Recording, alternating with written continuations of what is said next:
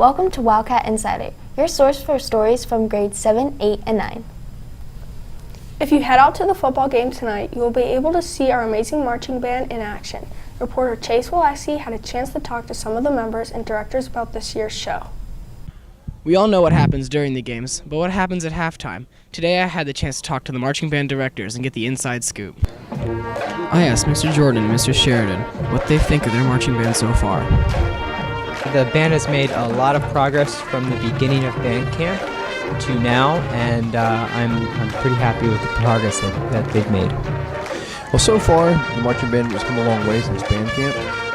We started our band camp in August this year, started running our soul show, and now we're about halfway through the season, and we've come a long way. One of my goals as I look at a show each year is to try to pick something that is different from the previous year so students can be exposed to different kinds of music, keeps things fresh. So last year's show was a little more on the serious side. So this year's show is a little bit more upbeat, fun, soulful, a little bit of Motown. I also had the chance to talk to Miss Richards about what color guard is and what she thinks of them so far. Color guard is the visual on the football field with the marching band. We do dance, we do flag work, and we do rifle work, and we provide the visual for the music. Color guard is working really hard this year. We've had a lot of successful shows. They're working as a team, they're doing their thing, they are communicating with one another on the field, and they're providing a lot of entertainment for the audience. Last, I talked to some students about their favorite parts of marching band. Eating bread at halftime. Tapes. Bus ride! Hanging out with friends. Performing in competitions at other schools. Being part of a group, like almost as if we are a family. Reporting for the Wildcat Insider, my name is Chase Wildcat. This summer, students in 8th, 9th, 10th, and 11th grades spent 4.5 days visiting the sites and taking in the French culture during their visit to the beautiful French-speaking province of Quebec, Canada. Mrs. Zaleski and Mrs. Antolik accompanied the students to the second largest francophone city of the world, Montreal, then headed 2.5 hours up the St. Lawrence River to Quebec City. Here's Alex Woodring with some highlights. The students of GLSD went north to Canada. Students in 8th, 9th, and 10th grade were there for 4.5 days, first going on a ghost tour, visiting cathedrals and churches, and ate great food. Let's see what their favorite part was. The food. Well, I think my favorite part about Quebec would definitely be the maple syrup. Teachers responsible for keeping this together were Miss Zaleski and Mrs. Antolik. They have planned this ever since the beginning of the school year. Here is what Miss Antolik had to say. We chose to go to Quebec up in Canada for a couple reasons. One of them is it is our closest neighbor that happens to also speak French. It's also important for business, and it ends up being one of those few countries that our students can travel actually by vehicle, not by plane, within a 24-hour period. So it's actually only a 12-hour at most bus ride, and it's a great short trip for a day or longer. Next week, the junior high is celebrating Red Ribbon Week. Andrew Nagy and Zach Miller have some important details to share. We asked 2 student council members these questions about Red Ribbon Week. Red Ribbon Week is to raise awareness in honor of Enrique Camarena, who was an officer that died due to a drug investigation near Mexico.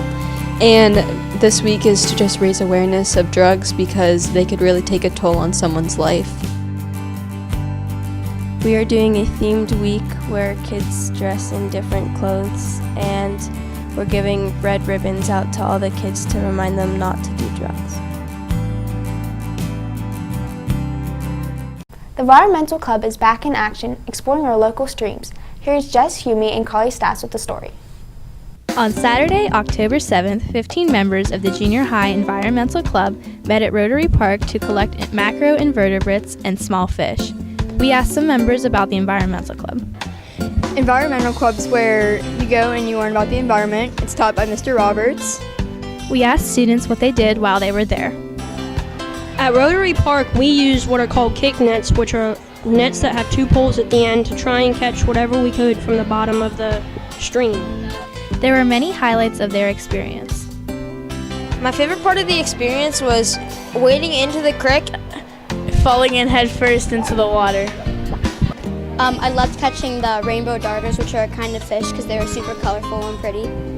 The club members were able to learn a lot from this experience. There was a lot of different life in our streams around here, such as rainbow darters and helgamites. The Environmental Club is a great way to be in touch with the environment.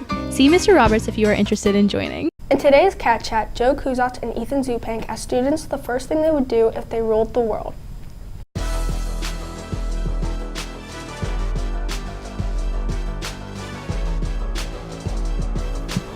If I could rule the world, I'd fix all the problems that we see now. I would make sure I get everything for free. If I ruled the world, we would have a pig farm. And we would give everyone a free baby pig. I'd ruin Sophie's pig farm. I would ride his sister's penny board. I'd make every other world leader play me in Madden, and if they lose, I go to war with their country. I would ride Nick's scooter. I'd probably just give everybody jetpacks. I'd get all the ladies. Halloween is just around the corner, and there are exciting events taking place at the junior high. We'll be back after this commercial break. The 7th and 8th grade Halloween dance will be held on Thursday, October 26th. Tickets will be sold at lunches starting Monday, October 23rd for $5. You can also purchase tickets at the door for $6. Pizza, drinks, and cookies will be sold. There will be costume prizes for the prettiest, scariest, and most creative costumes. No masks or props that resemble weapons will be allowed. Get your raffle ticket today to have a chance to win your favorite teacher's decorated pumpkin. Decorated pumpkins will be on display during lunches the week of October 23rd through the 27th. Vote for your favorite pumpkin for a chance to win and take it home. Prices for a raffle ticket is 50 cents for one ticket or 3 tickets for $1. The money that we will raise will go directly to funding our permanent art collection for the junior high. In sports news, the 7th and 8th grade football team defeated Plum on Tuesday by a score of 36-14. Bobby Fetter had 3 touchdowns, while Kyle Brewer and Drake Clayton each had 1. Gio Santella added a 2-point conversion to round out the scoring. Kyle Brewer also had 7 tackles, including 3 quarterback sacks. Defensive end Chase Cinco intercepted a pass, while Colin Stevens, Marco Mangaluzzo, and Santella each deflected passes for the defense. John Miller blocked an extra point after attempts on special teams. The Cats close out their season next Wednesday at Rossi Field at 7 p.m. when they host Gateway. In addition, our cross-country teams worked hard for a successful season. Here are Augie Mucci and Luke Robinson with an update.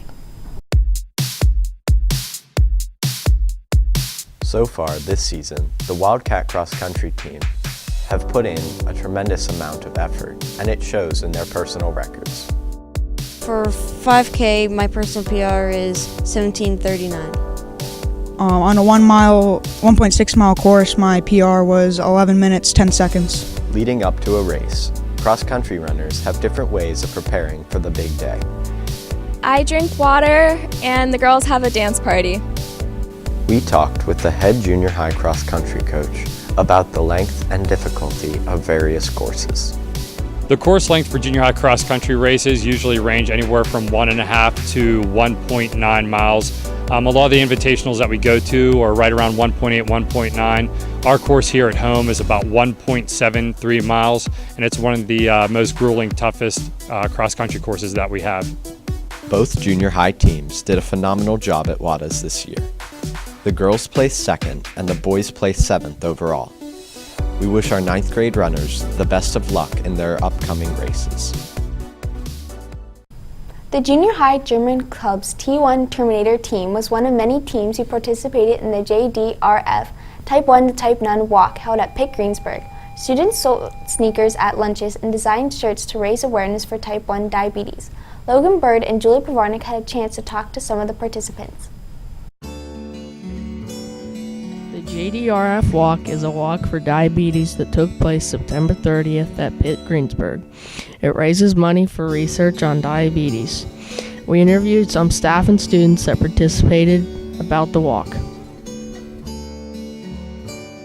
My favorite part about the JDRF Walk is the fact that we're not alone, and you get to see so many other people who understand what it's like to live with type 1 diabetes, and it's just kind of a really nice feeling because every day you kind of feel like you're on the battle by yourself. My favorite part about the JDRF Walk is to have my friends there to support me. The T1 Terminators raised $2,244 this year, and our goal was $1,500. I decided to do the JDRF Walk because I was diagnosed with type 1 diabetes almost 2 years ago, and I realized there wasn't a lot of awareness for it, and I wanted to change that. And we have quite a few type 1 diabetics in our building, and it's so misunderstood, and it's really important to bring awareness about us. The reason I did the JDRF Walk is to help find a cure and awareness. Thanks for tuning in to this edition of Wildcat Insider. We will see you next week.